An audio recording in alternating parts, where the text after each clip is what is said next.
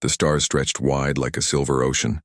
Human ships moved slowly across that endless space, carrying explorers, scientists, and soldiers. Mankind had grown bold in the last 100 years. They built colonies on rocky planets, made domes on moons, and turned dead worlds into places full of life. Humanity was no longer a small voice on Earth. They were now a growing force among the stars.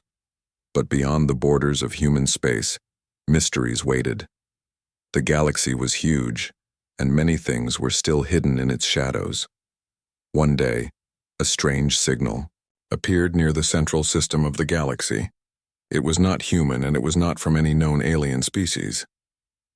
The signal was clear but carried a trembling sound, as if the sender's voice was filled with fear. The Council of Humanity gathered in the Great Chamber on Luna Station. Leaders from Earth, Mars, and the colonies sat together, their faces tense. On the great screen in front of them, a translation of the alien message played again. The voice was deep and majestic, yet it shook with emotion. It belonged to someone powerful, someone who ruled. "This is the voice of Queen Cerelia," the message said. "We call to the humans. We ask for a meeting. We have no choice left." Her voice trembled at the end, breaking in a way that made every human listener uneasy. It was rare for a ruler to sound weak. It was rarer still for an alien monarch to ask humanity for help. Some council members leaned forward in suspicion. "It could be a trap," Admiral Rahim said firmly. "No great power asks for help unless they want something in return." Others felt curiosity instead of fear. Dr. Elena Cruz, a scientist from Europa Colony, whispered, "Listen to her voice. She sounds desperate, not threatening. Desperate." The chamber filled with debates. Some wanted to ignore the message, fearing danger. Others argued that this was a historic chance. Finally, Chairman Daniel Harker, leader of the council, raised his hand for silence. "Humanity has always survived by facing the unknown," he said. "If this queen truly needs us, then we must see why. If it is a trick, then we must learn the truth before it harms us." And so it was decided. A human envoy would travel to meet this alien queen. Captain Aiden Cross was chosen to lead the mission. He was a man known for his calm nature even in the middle of war. His ship, the Horizon's Light, was small compared to the alien fleet, but it carried the best crew humanity could offer: diplomats, translators, scientists, and a few soldiers for protection. As the ship prepared to leave, the crew gathered in the central hall. Aiden stood in front of them, his face calm but his voice strong. "We do not know what waits for us," he said, "but we go not with fear. We go with curiosity, with courage, and with the knowledge that humanity can stand equal with anyone in this galaxy. Remember this. We are not here to fight, we are here to listen." The crew nodded, some with nervous eyes, others with quiet determination. The Horizon's Light slipped into faster-than-light travel, streaking through the stars toward the alien signal. Days passed in tense silence. Finally, the alien fleet appeared, on their sensors. Everyone on board gasped. The fleet was massive. Dozens of ships shaped like silver wings, each glowing with strange energy. They moved in patterns too graceful to be random, like dancers in the void. At the center was the Queen's flagship, a ship so large it made human battleships look like toys. But there was something strange. The alien ships were not moving with full power. Their lights flickered, and their shields seemed unstable. The mighty fleet looked wounded. "They're not as strong as they appear," whispered Dr. Cruz. "It's as if they're falling apart." The Horizon's Light approached carefully. A signal came from the alien flagship, and the Queen's voice filled the ship once more. "Humans, you have come. You have answered." Her voice was still trembling, but there was also relief. Captain Cross responded calmly. "We have come to listen. We have come in peace." The crew waited, their hearts pounding. The Queen's reply came after a long silence. "Then you will come aboard my ship. We will speak face to face. And I will tell you why the galaxy itself trembles." The Horizon's Light docked with the alien flagship. As the airlocks opened, the humans stepped into a hall unlike anything they had seen before. The walls glowed with living light pulsing like veins. Alien guards stood tall, their armor shining, and at the far end of the hall upon a throne of crystal and light sat the alien queen. She was tall, elegant, with silver skin and eyes that seemed older than stars. But even as she looked majestic, her hands shook slightly, and her voice carried that same trembling tone. "Welcome, humans," she said. "You are the first outsiders I have ever called to my side." The hall fell, silent. Humans and aliens stared at each other, two species standing on the edge of history. Captain Cross stepped forward. "Why have you called us, Queen Cerelia?" The queen closed her eyes for a moment, her voice heavy with emotion. "Because my people, my empire, is dying, and only humanity may hold the key to saving us all." The chamber echoed with her words. The humans glanced at one another in shock. A queen of a mighty alien empire begging for help? It was the beginning of something that would change the galaxy forever. The hall was silent after the alien queen's words. Her silver eyes glowed softly in the crystal light, but her hands trembled as she held her staff of authority. For a ruler, of such power to admit weakness was something no human had ever seen before. Captain Aiden Cross bowed his head slightly, keeping his voice calm. "Your Majesty," he said, "you said your empire is dying. Why do you believe humans can help?" The queen rose from her throne. She moved with grace, but her steps were slow, as though heavy with burden. She motioned for the humans to follow her. The alien guards hesitated for a moment but stepped aside, allowing the group to pass. They walked down long halls filled with glowing walls. Strange symbols flickered like stars, telling stories of battles, victories, and ancient power. Yet beneath all that beauty, the humans sensed decay. Lights flickered weakly, and the air carried a faint hum that sounded unstable. Finally, the queen led them to a wide chamber. At its center floated a great projection, her homeworld. It was a beautiful planet, wrapped in rings of silver clouds and vast oceans.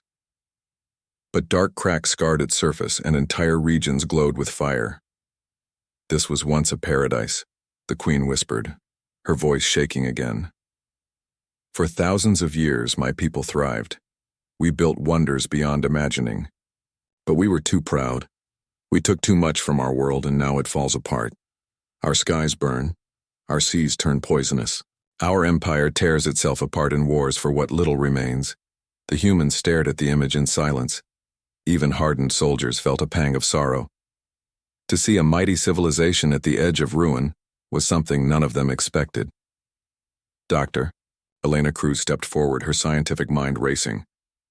"If your world is collapsing, why call us? Surely you have greater knowledge and stronger tools than humans." The queen turned to her, her silver eyes reflecting pain. "Yes, we have knowledge. Yes, we have power. But we lack something your people hold. We lack the ability to adapt. We are bound by our traditions, by our rigid ways. We cannot change quickly. We cannot think in chaos, and chaos now surrounds us." Her voice trembled more strongly as she spoke, and her hands tightened around her staff. "I studied your kind in secret. Humans are not the strongest nor the oldest, yet you survive storms, wars, disasters. You bend when others break. You rise when others fall. That is why I called you. You may not know it, but you carry the gift my people lack." The humans exchanged glances. Some looked proud, others doubtful. Captain Cross frowned slightly. "You want us to teach your people to adapt?" The queen gave a small nod. "Not just to adapt, to feel, to hope, to think beyond order and tradition, to change. If my people do not learn this, we will vanish." Her words hung heavy in the chamber. Back aboard the Horizon's light, the crew gathered to discuss what they had heard. Arguments filled the meeting room. Admiral Rahim, who had insisted on coming with the envoy, leaned forward with suspicion. "We should be careful. She admits her people are collapsing. That makes them desperate. Desperate rulers may turn on their allies once they no longer need them." Dr. Cruz shook her head. But listen to what she said. She isn't asking for weapons or ships. She's asking for ideas, for lessons in survival. That's not the voice of a trickster. That's the voice of someone who knows she has no other path. Lieutenant Harris, a young soldier, frowned. But why us? There are other civilizations in the galaxy. Why humans? Because we are different, Captain Cross answered firmly. His eyes were steady as he looked at the crew. Think about it. Humans have always been weaker than many forces of nature. But we survive. We fight storms with courage, we build tools out of nothing, and we stand together when everything falls apart. Maybe she sees that. The room went quiet for a moment. The thought filled them with both pride and unease. Finally, Chairman Harker's recorded message from the council appeared on the screen. His face was serious but calm. Captain Cross, humanity has always moved forward by taking chances. If this queen truly believes we can help, then we must try. But remember, be cautious. We cannot lose ourselves while helping another. Kadirn. Crew nodded. The path was dangerous, but the decision was made. Humanity would extend its hand. The next day, Captain Cross and his team returned to the Queen's chamber. She stood waiting, her tall form framed by glowing walls. Her trio. The days after the agreement were filled with cautious steps. Humans moved carefully through the alien flagship, learning about its halls, its systems, and its people. The aliens, tall and graceful, watched the humans with sharp eyes. They were not used to outsiders walking freely among them, yet the Queen had ordered it. The humans will teach us, she declared. Listen to them, watch them, learn. Still, many aliens whispered doubts. To them, humans looked fragile, their technology smaller, their voices less commanding. But there was something in the way humans acted that unsettled them. The humans were not afraid to speak even in front of the Queen. They asked questions, suggested ideas, and sometimes even laughed in places where no alien would dare. In one chamber, engineers from both sides met. Alien engineers showed their great machines, vast engines powered by energy crystals that glowed like suns.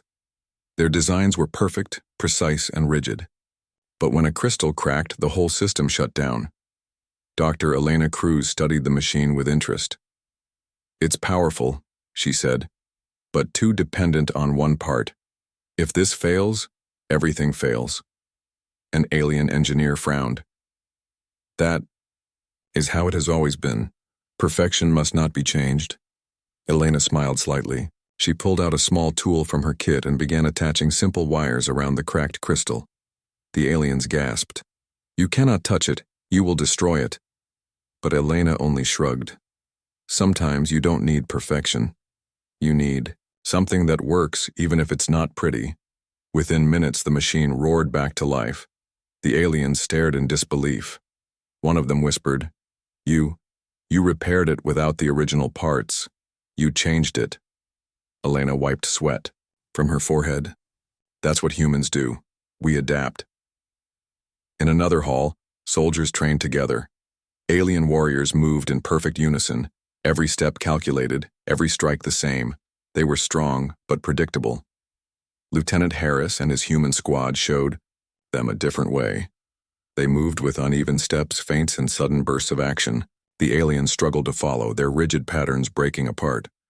After the exercise, one alien soldier bowed his head.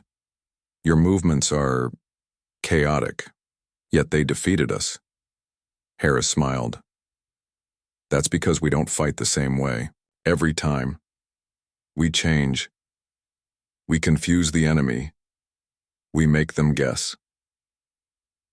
The alien soldier looked troubled but thoughtful. For the first time, he saw value in what once seemed like weakness. The Queen herself often watched these lessons. Her silver eyes followed every human word, every action. She had ruled for centuries with strict laws and traditions. Yet now she saw her people listening to outsiders who were younger and less powerful, but strangely wiser. One evening, she called Captain Aiden Cross to her private chamber. The walls there glowed softly, showing a sky full of shifting stars. You humans surprise me, the Queen said. Her voice was still trembling, though softer now. Your people are smaller, weaker, yet you do not bow to fear. Even your laughter carries strength. Captain Cross nodded respectfully. Your Majesty, humans have always lived close to fear. On Earth, storms, quakes, and hunger tested us. We learned not to wait for perfect answers. We learned to try, fail, and try again. That is what gives us strength. The Queen looked away, her silver hands gripping the edge of her throne. My people cannot fail. Failure is shame. Mistakes are forbidden. That is why we cannot change. Cross spoke gently. Then perhaps that is why you called us. Humanity is not afraid of mistakes. We use them to grow. Maybe your people can learn the same. The Queen's voice trembled, but there was a hint of hope within it. If they will listen. Not everyone wanted to listen. Some alien nobles gathered in secret chambers, their faces hard with anger. The Queen lowers herself before these humans, one said bitterly. She lets them touch our machines, command our soldiers, even speak to her as equals. Another hissed, humans are dangerous. If they can twist our ways, they can twist our throne. Plans of resistance began to grow in the shadows, even as humans worked openly to help. Meanwhile, in the human camp aboard the Horizon's Light, the crew discussed the challenges ahead. Dr. Cruz leaned over a table covered in maps of the alien world. Their planet is collapsing faster than they admit. We can teach them ideas, yes, but without real changes to their society and their technology, it won't be enough. Admiral Rahim frowned. And what if they turn against us once they learn what they need? Captain Cross looked at both of them. His voice was calm but firm. Then we will face that when it comes. Humanity did not come here to rule or conquer. We came because they asked for help. If we walk away now, millions may die. And more. If this empire falls, the galaxy will shake with war. We cannot let that happen. The room went silent. Each of them knew the truth of his words. The next day, the Queen gathered her people in the Grand Hall. Humans stood at her side, small among the towering aliens. Her voice trembled, but this time it carried strength within the weakness. People, she said, we have lived by the same laws for centuries. We have been proud. We have been unbending. And now we stand at the edge of ruin. But these humans, though small, have shown us something we forgot. The power to change. Her eyes swept across the hall, meeting faces filled with doubt and fear. You may resist, you may fear, but if we do not learn, we will die. I will not let our empire fall into dust. And so, I choose to walk this path with the humans. Some aliens bowed their heads in respect.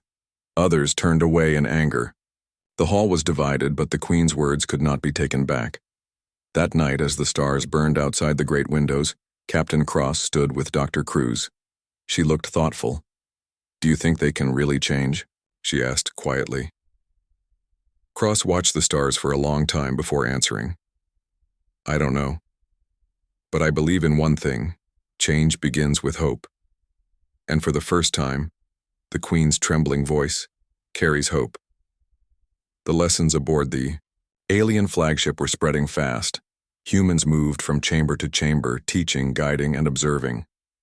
Slowly, the aliens began to notice something extraordinary. The humans did not act out of fear or ambition. They did not need endless perfection to succeed. Instead, they improvised, adapted, and solved problems in ways the aliens could hardly understand. Word of these changes reached distant corners of the galaxy. Other civilizations took notice.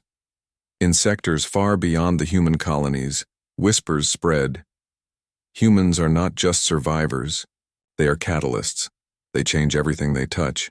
Some saw it as a threat, a rival coalition of alien species, long rivals of Queen Cerelia's empire, began to mobilize.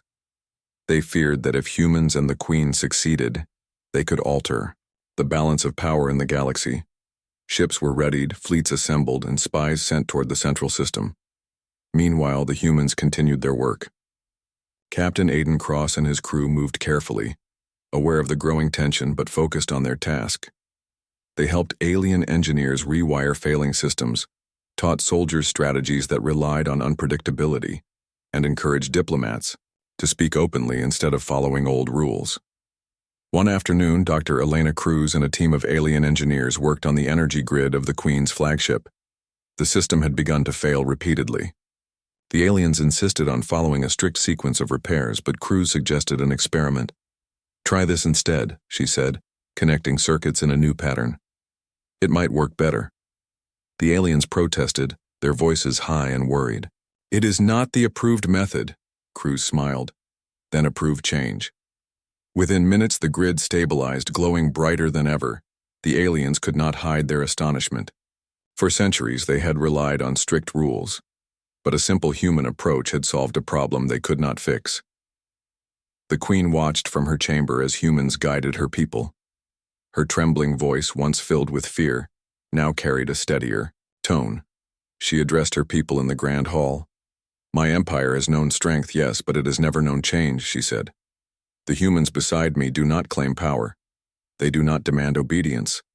Yet they teach us something more valuable than weapons or gold.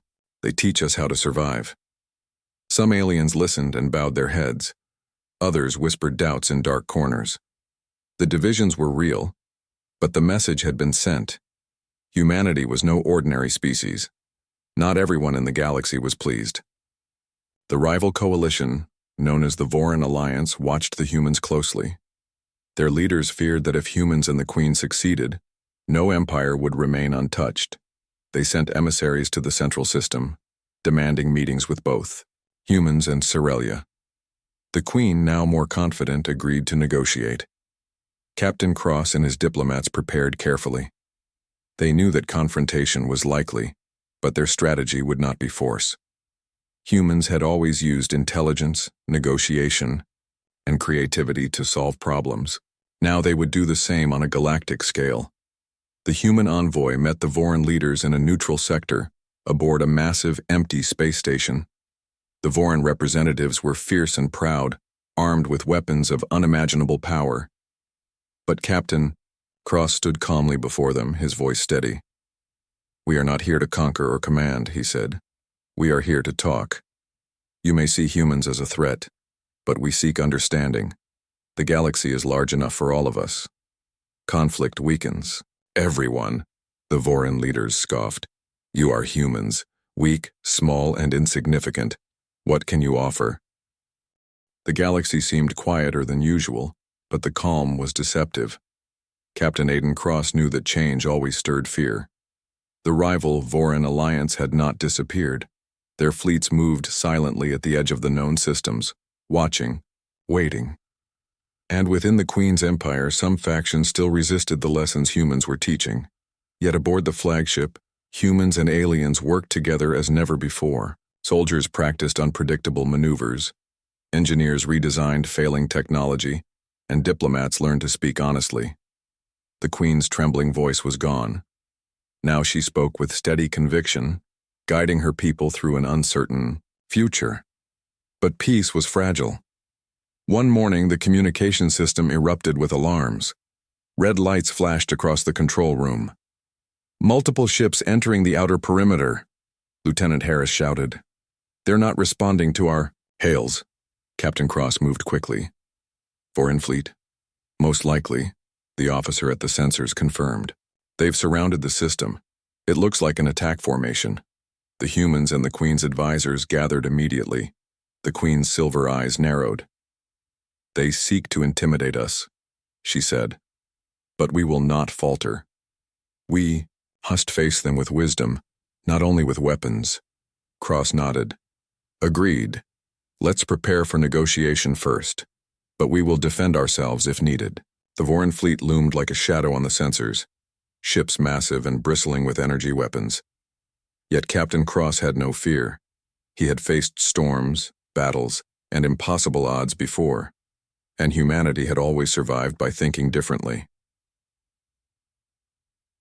Tanda.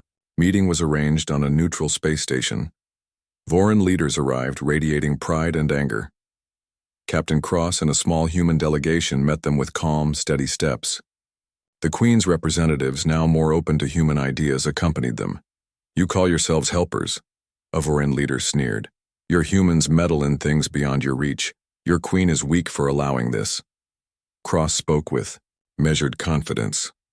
"We do not seek power, we seek understanding. The galaxy is vast. There is room for all of us, but only if we learn to act wisely. Fighting each other will leave us weaker." The Vorin laughed, but some faces showed hesitation. Humans had no fleet large enough to match theirs, yet their calmness carried authority. "Why? Do you not fear us?" one Vorin leader demanded. Cross smiled faintly. "Because we do not fight with fear.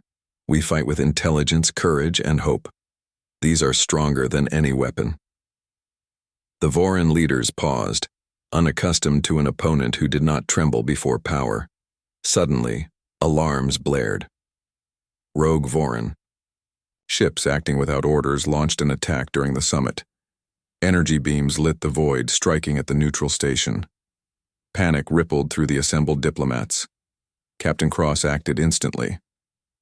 "Everyone take cover. Prepare the shields. Human soldiers lead evacuation teams." The humans moved with swift coordination. Soldiers and engineers worked together, shielding diplomats and civilians while the Queen's fleet returned fire. But instead of fighting blindly, the humans used creativity. Cross ordered drones to weave through the enemy ships, disrupting their formations. Engineers adapted alien technology, redirecting power to strengthen weak shields. Soldiers feinted and distracted, using unpredictable movements that confused the attackers. The result was astonishing. The rogue ships were neutralized without destroying the station. No lives were lost, and the Vorin leaders who had not joined the rogue attack witnessed humanity's ingenuity firsthand. After the attack, silence fell. The neutral station glowed with emergency lights. Humans and aliens stood together, victorious not through sheer strength but through clever thinking, coordination, and courage. Queen Cerelia's voice filled the hall. "These humans," she said, her tone firm and proud, "have shown us the power of thought, of courage, and of hope. They have faced danger without fear, and in doing so, they have saved lives that many would have lost. Humanity is extraordinary." Adieu. Vorin leaders looked uneasy. Some tried to hide their admiration, but the truth was clear. Humans had changed the outcome without overwhelming firepower. Captain Cross addressed the remaining Vorin leaders. "We do not want war, but we will act with wisdom and courage to protect those who cannot protect themselves. Humans are not the strongest. We are not the oldest. But we survive because we adapt, because we cooperate, and because we refuse to surrender to fear. That is our gift, and we offer it to the galaxy." The Vorin remained silent. Slowly, one of their younger commanders stepped forward. "Perhaps we can learn something from you," he said quietly. It was a small victory, but it was enough to begin change.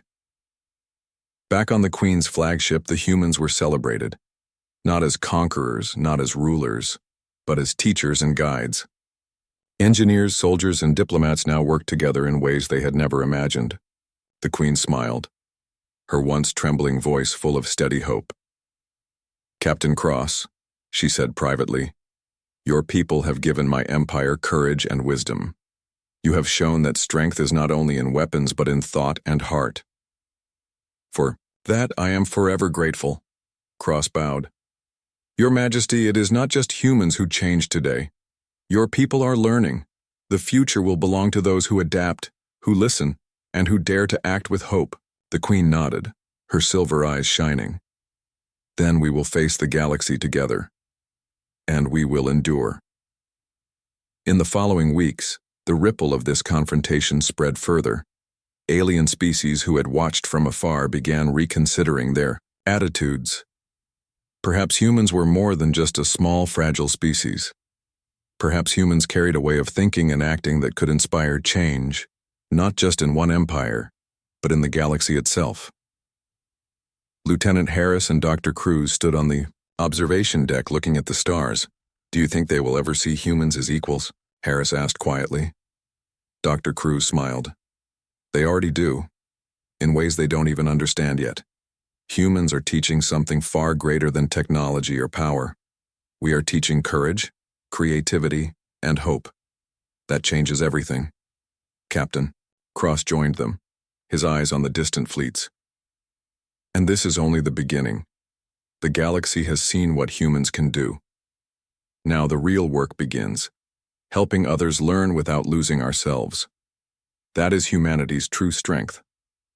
And so, with courage and wisdom, humans and the Queen's people prepared for the next chapter, ready to continue their journey to reshape the galaxy, not through fear, not through domination, but through the unique power that only humanity possessed. The stars burned brighter than ever outside the Queen's flagship. Humanity had faced the unknown, taught, learned, and guided, and now the galaxy was watching the results. Across nearby systems, civilizations were slowly changing. Wars paused, alliances formed. Ideas of cooperation, flexibility, and hope spread, like ripples through space. Captain Aiden Cross stood on the observation deck, his gaze sweeping the galaxy. The horizon was filled with the faint glow of countless ships, some human, some alien, all moving in ways that reflected a new understanding. The humans' influence was subtle, yet powerful. They had not conquered. They had not forced obedience. They had simply shown what courage, intelligence, and hope could achieve. Beside him, Dr. Elena Cruz smiled softly. "Do you see that?" she said. "Every system we touched is learning to work together. Humanity's lessons are spreading, even to species we have never met." Cross nodded. "This is what we always hoped for. Not power, not glory, understanding." Queen Cerelia stood in the central hall addressing her empire. Her silver eyes were steady and bright, her voice no longer trembling. "My people," she said, "we have learned much from these humans. They have shown us courage without domination, wisdom without pride, and hope even in the face of danger. If we embrace their lessons, we can survive and thrive. The galaxy may be vast, but together we can face it without fear." For the first time in centuries, the hall erupted not with fear or anger, but with applause. The aliens began to accept, change slowly but surely. Soldiers trained with flexibility. Engineers adapted systems. Diplomats spoke openly. Even the nobility, though wary, began to understand that survival required more than tradition. Humans walked among them, small but steady, a living example of adaptation and courage. The Voreen Alliance, once a looming threat, had started to reconsider their stance. A few of their leaders, influenced by what they had seen, began sending envoys to meet with humans and Queen Cerelia. Negotiations began, not with weapons but with words and ideas. Captain Cross oversaw some of these talks, guiding alien diplomats with patience and clarity. He knew that lasting peace required understanding, not force. The galaxy was slowly learning a new truth. Humans were not the strongest, not the oldest, but perhaps the most unique species ever to emerge. Dr. Cruz worked with alien engineers to create new systems that combined human ingenuity with alien technology. The new designs were flexible, resilient, and capable of adapting to unexpected crises. "It's like giving them a way to survive in chaos," she said quietly to Cross. He nodded. "And they are learning how to use it, step by step." Even within the Queen's empire, not all accepted these lessons immediately. Some factions resisted, clinging to old laws and fear. But humanity's influence was subtle and patient. Slowly, even the most stubborn began to see value in change. They witnessed humans' courage under pressure, their creativity in solving problems, and their unwavering hope. The Queen walked among her Pume that Ada,